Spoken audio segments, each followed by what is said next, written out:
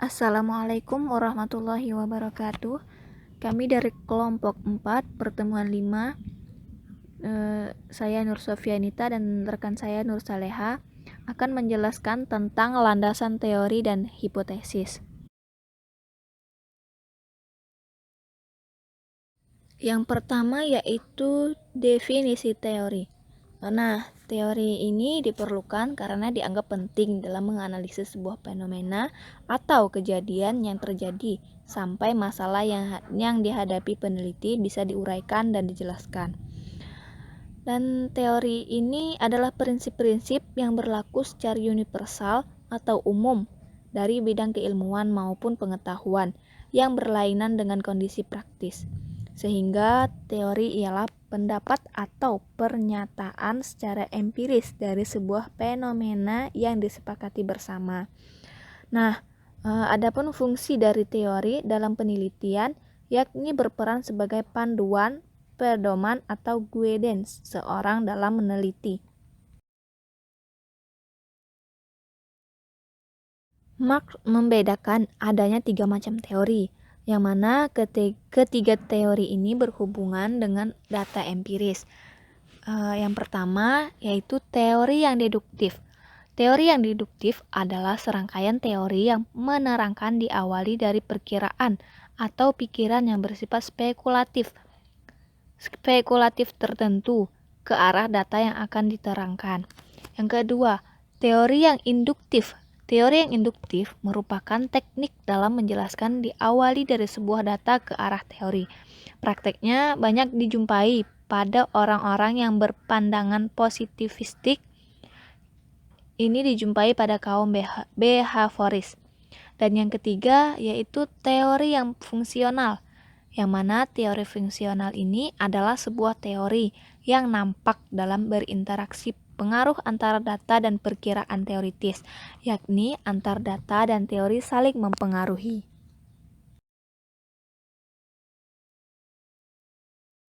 Nah, pemaparan sebelumnya menjelaskan bahwasannya semua penelitian mempunyai sifat atau karakteristik ilmiah. Oleh karena itu, semua peneliti harus berdasar pada teori yang ada serta relevan. Berikut ada beberapa guna dari teori. Yang pertama, teori berguna untuk memperjelas dan mempertajam ruang lingkup atau konstruk variabel yang akan diteliti. Yang kedua, untuk menyusun rumusan masalah, menetapkan hipotesis, dan membuat instrumen penelitian. Dan yang ketiga, memprediksi dan membantu menemukan fakta tentang sesuatu hal yang hendak diteliti. Nah, untuk selanjutnya, menjadi peneliti di bidang ekonomi syariah dan bisnis harus mengetahui jenis teori yang bisa dipakai, yang relevan dengan tema penelitian, sehingga bisa membantu dalam menjawab pertanyaan-pertanyaan dalam rumusan masalah. Nah, berikut ada beberapa kriteria-kriteria untuk menilai teori yang relevan sebagai berikut. Yang pertama, yaitu teori yang dipergunakan harus bisa menerangkan fenomena-fenomena penting serupa yang diteliti. Yang kedua, penjelasan atas teori yang dipaparkan seharusnya tegas, sederhana, dan bisa dipahami.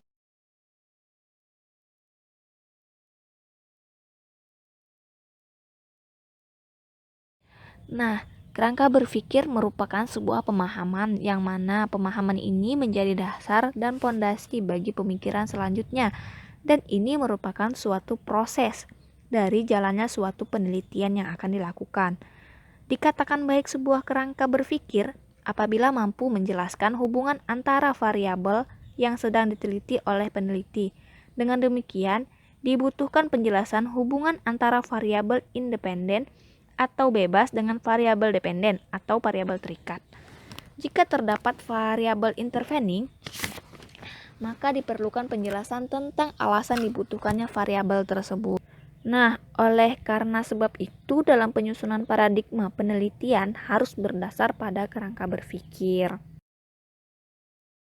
Selanjutnya, kerangka berpikir digunakan untuk penyusunan dan perumusan hipotesis pada penelitian kuantitatif. Hanya dengan kerangka berpikir yang tajam dapat digunakan untuk merumuskan hipotesis. Kerangka pemikiran adalah penjelasan sementara terhadap gejala-gejala yang menjadi objek permasalahan.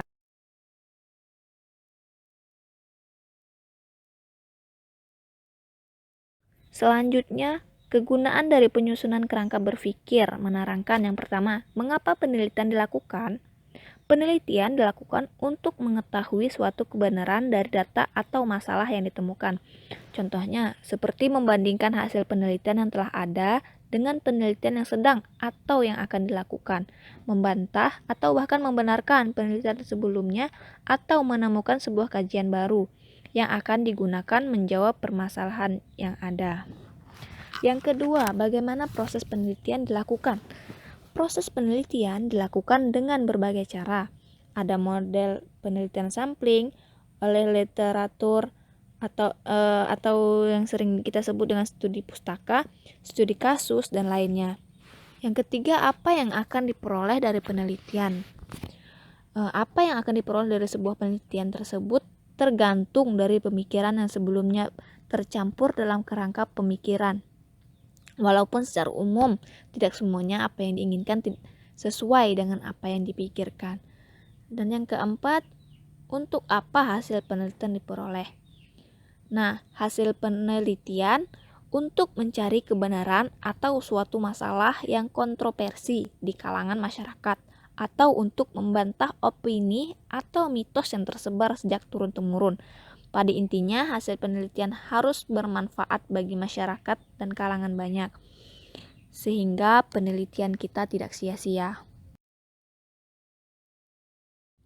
Nah, di sini juga disebutkan ada 3 kerangka penulisan kerangka teori. Yang pertama, kerangka teoritis atau paradigma.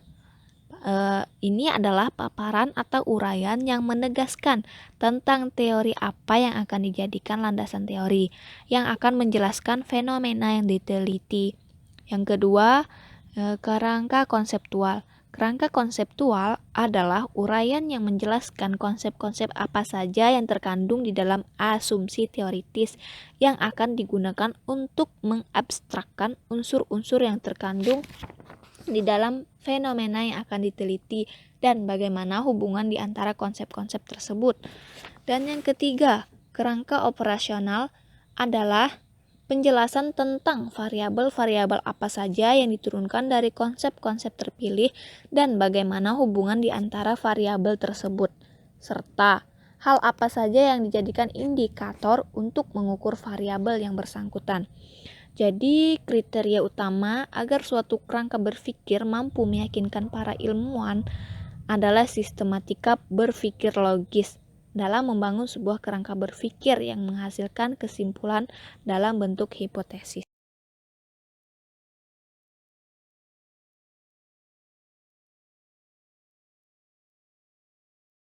Nah, di sini ada contoh teori kerangka berpikir dan hipotesis, yang mana judul penelitiannya itu pengaruh kualitas pelayanan terhadap kepuasan nasabah. Teori yang dipakai adalah teori tentang kualitas pelayanan dan kepuasan, yang mana X adalah kualitas pelayanan dan Y kepuasan. Teori kualitas pelayanan atau jasa yang dirasakan pelanggan dapat didefinisikan sebagai perbedaan antara apa yang diharapkan pelanggan dengan persepsi mereka. Sintesisnya, kualitas pelayanan atau jasa adalah perbedaan atau disparitas antara harapan dan persepsi dari pelanggan. Selanjutnya, teori kepuasan. Kepuasan atau ketidakpuasan konsumen ditentukan oleh seluruh perasaan, sikap dari setiap orang terhadap suatu produk setelah dilakukannya pembelian. Nah, sintesisnya yaitu kepuasan pelanggan adalah seluruh perasaan, sikap dari setiap orang terhadap suatu produk setelah dilakukan pembelian, mereka merasa puas atau tidak puas. Selanjutnya, kerangka berpikir. Apabila kualitas pelayanan adalah faktor-faktor yang bisa mempengaruhi kepuasan nasabah, maka pengaruh tersebut bisa mendorong, dan menambah kepuasan nasabah jika kualitas pelayanan lebih ditingkatkan. Hipotesisnya, kualitas pelayanan berpengaruh positif dan signifikan terhadap kepuasan nasabah. Selanjutnya akan dijelaskan oleh rekan saya Nur Saleha.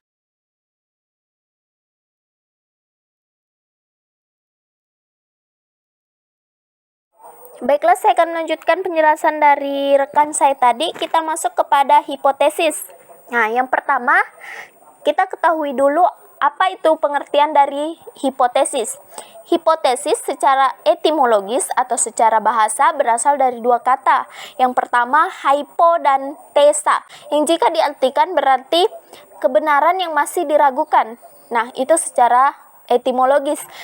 Sedangkan secara istilah atau terminologis, hipotesis ini diartikan sebagai jawaban yang bersifat sementara terhadap permasalahan penelitian sampai terbukti melalui data yang terkumpul.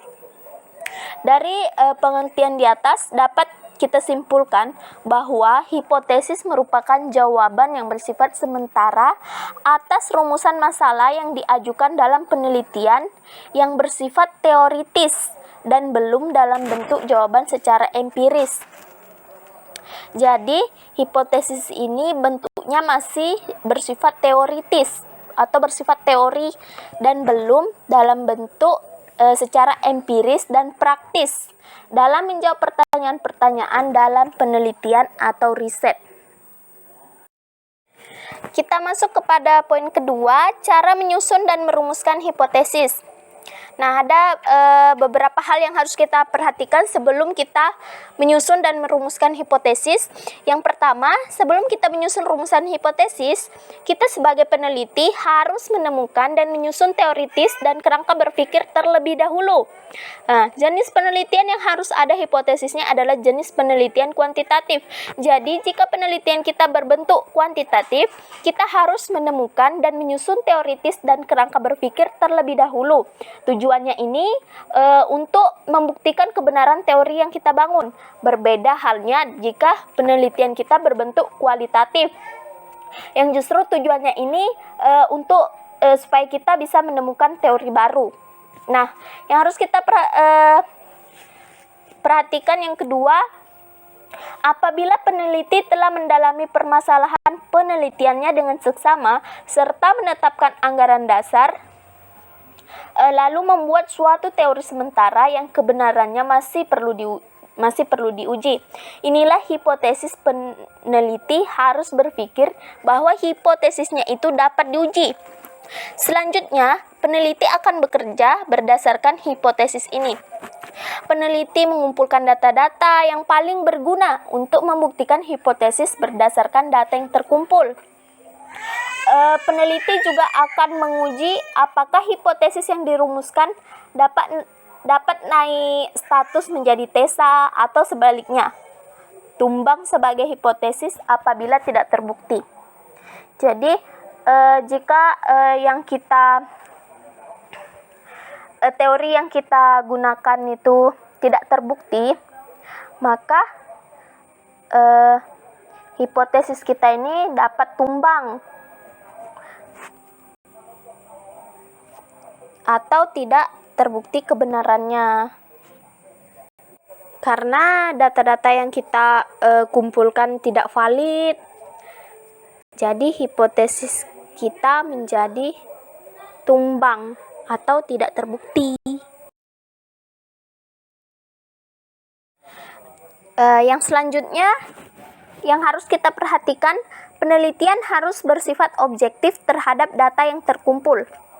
Nah, ada beberapa cara menyikapi sebuah hipotesis yang telah dirumuskan. Yang pertama, menerima keputusan seperti apa adanya seandainya hipotesis tidak terbukti. Yang kedua, mengganti hipotesis seandainya melihat tanda-tanda bahwa data yang terkumpul tidak mendukung terbuktinya hipotesis. Jadi ada beberapa sikap yang bisa kita ambil di dalam penelitian. Yang selanjutnya, jika peneliti mengambil cara kedua, yang cara kedua yang tadi mengganti hipotesis, dalam laporan penelitian harus dituliskan proses penggantian ini.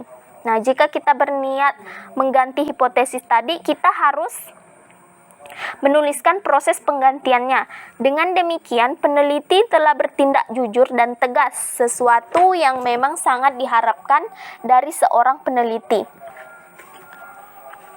Dalam kerangka berpikir ilmiah, hipotesis diajukan setelah perumusan masalah, karena hipotesis merupakan jawaban sementara atau dugaan jawaban dari masalah.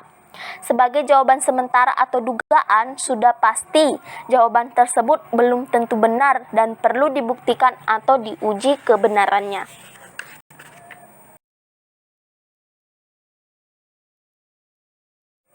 Kita masuk kepada poin selanjutnya.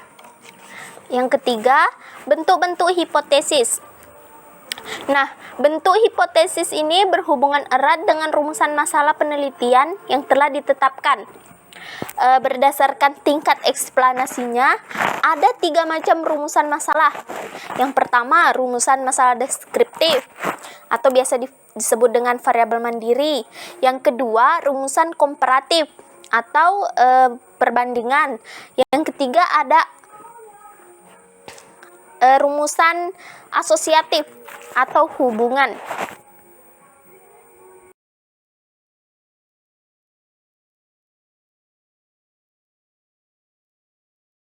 Bentuk hipotesis penelitian ada 3, deskriptif,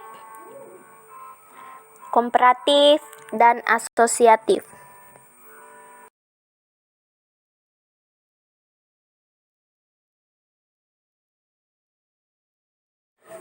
Yang pertama, hipotesis deskriptif.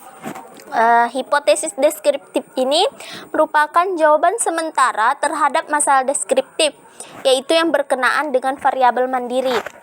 Nah, contohnya, untuk rumusan masalah deskriptif, berapa tinggi semangat kerja pegawai bank syariah X? Nah, itu rumusan masalahnya. Maka hipotesisnya dapat berbentuk seperti yang pertama, semangat kerja pegawai bank syariah X 75% dari kriteria ideal yang ditetapkan. Yang kedua, semangat kerja pegawai bank syariah X paling sedikit 60% dari kriteria ideal yang ditetapkan. Nah, paling sedikit itu berarti lebih besar atau sama dengan. Yang ketiga, semangat kerja pegawai bank syariah X paling banyak 60% dari kriteria ideal yang ditetapkan. Nah, paling banyak itu berarti lebih kecil atau sama dengan. Hipotesis yang akan diajukan, pilih salah satu saja, dan penentuan hipotesis yang ditetapkan berdasar pada teori dan studi pra-penelitian atas objek penelitian yang diajukan. Kemudian, setelah kita mengetahui yang tadi rumusan masalah deskriptifnya, hipotesis deskriptifnya, maka hipotesis alternatifnya kita bisa mengajukan dalam bentuk yang pertama, semangat kerja pegawai bank syariah X tidak sama dengan 75%. Yang kedua, semangat kerja pegawai bank syariah X lebih kecil dari 75%. Yang ketiga, semangat kerja pegawai bank syariah X lebih besar dari 75%. Kita masuk kepada hipotesis komparatif. Hipotesis komparatif adalah dugaan atau jawaban atas rumusan masalah secara sementara yang bersifat komparatif.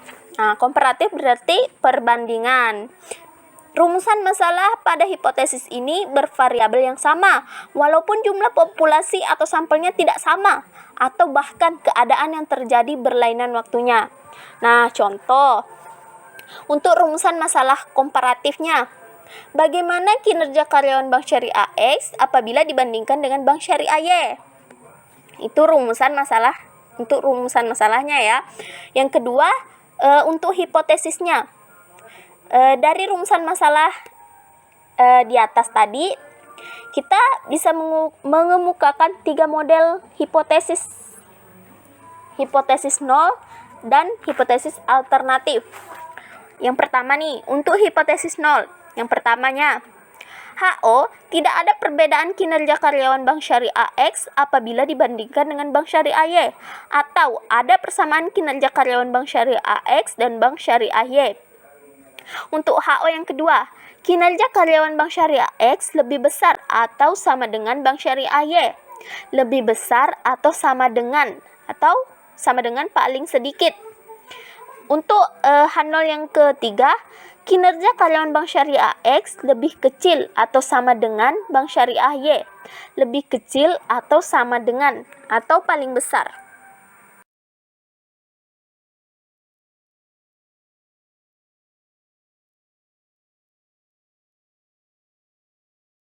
Kemudian, kita masuk kepada hipotesis alternatifnya atau HA. HA yang pertama, kinerja karyawan Bank Syariah X lebih besar atau lebih kecil dari karyawan Bank Syariah Y. HA yang kedua, kinerja kerja karyawan Bank Syariah X lebih kecil daripada Bank Syariah Y. HA yang ketiga, produktivitas karyawan PT X lebih besar daripada PT Y. Nah, setelah kita mengetahui rumusan masalahnya, hipotesisnya, kita masuk kepada hipotesis statistiknya. Nah, dapat kita rumuskan sebagai berikut. Yang pertama, HO P1 sama dengan P2. Untuk HA-nya P1 tidak sama dengan P2. Yang kedua, HO P1 lebih besar atau sama dengan P2. HA-nya P1 lebih kecil daripada P2.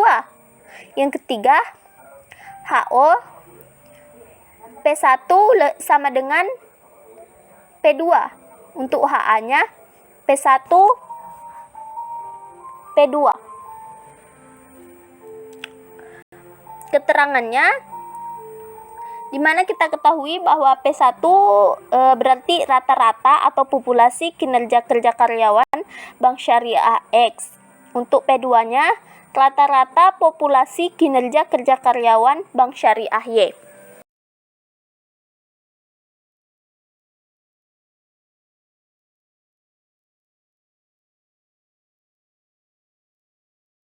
Kita masuk kepada poin terakhir, hipotesis asosiatif. Hipotesis asosiatif adalah dugaan atau jawaban sementara atas rumusan penelitian yang berbentuk asosiatif. Asosiatif berarti hubungan. Hubungannya ini antara dua variabel atau lebih. Hipotesis asosiatif merupakan salah satu dari macam-macam hipotesis yang ada. Contoh rumusan masalah asosiatif.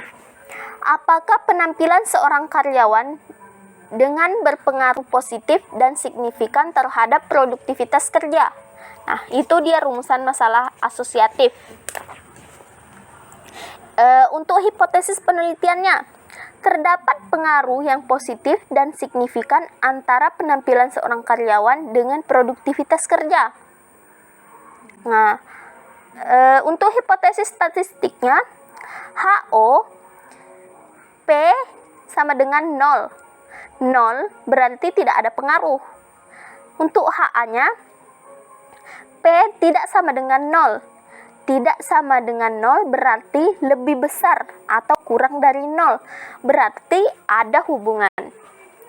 P di sini berarti nilai korelasi dalam formulasi yang dihipotesiskan. Sekian penjelasan dari kami kelompok 5. Lebih dan kurangnya kami mohon maaf. Assalamualaikum warahmatullahi wabarakatuh.